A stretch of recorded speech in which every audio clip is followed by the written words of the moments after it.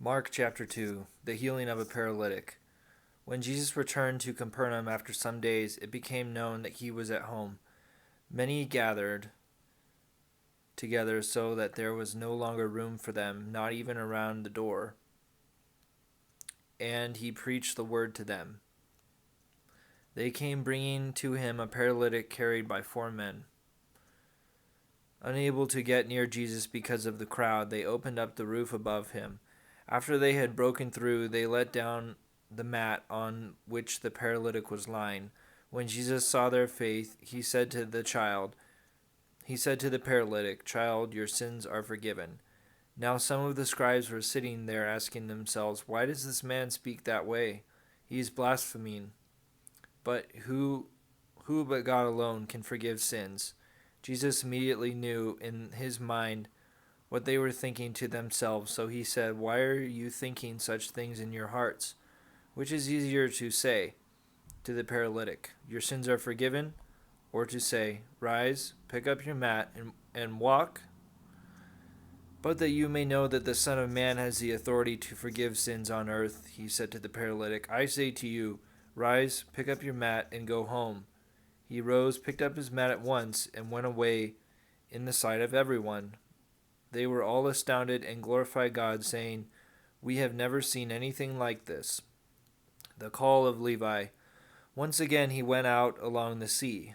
All the crowd came to him, and he taught them. As he passed by, he saw Levi, son of Alphaeus, sitting at the customs post. He said to him, "Follow me." And he got up and followed him. While he was at table in his house, many tax collectors and sinners sat with Jesus and his disciples, for there were many who followed him. Some scribes who were Pharisees saw that he was eating with sinners and tax collectors, and said to his disciples, "Why does he eat with tax collectors and sinners?" Jesus heard this and said to them that those who are well do not need a physician, but the sick do. I did not come to call the righteous, but sinners. The question about fasting. The disciples of John and of the Pharisees were accustomed to fasts. People came to him and objected, "Why do the disciples of John and the disciples of the Pharisees fast, but your disciples do not fast?" Jesus answered them, Can the wedding guests fast while the bridegroom is with them? As long as they have the bridegroom with them, they cannot fast. But the days will come when the bridegroom is taken away from them, and they will fast on that day. No one sews a piece of unshrunken cloth on an old cloak. If he does, its fullness pulls away the new from the old, and the tear gets worse. Likewise, no one pours new wine into old wineskins. Otherwise the wine will burst the skins, and both the wine and the skins are ruined. Rather, new wine is poured into fresh wineskins. The disciples and the Sabbath. As he was passing through a field of grain on the Sabbath, his disciples began to make a path while picking the heads of grain. At this, the Pharisees said to him, "Look, why are they doing what is unlawful on the Sabbath?"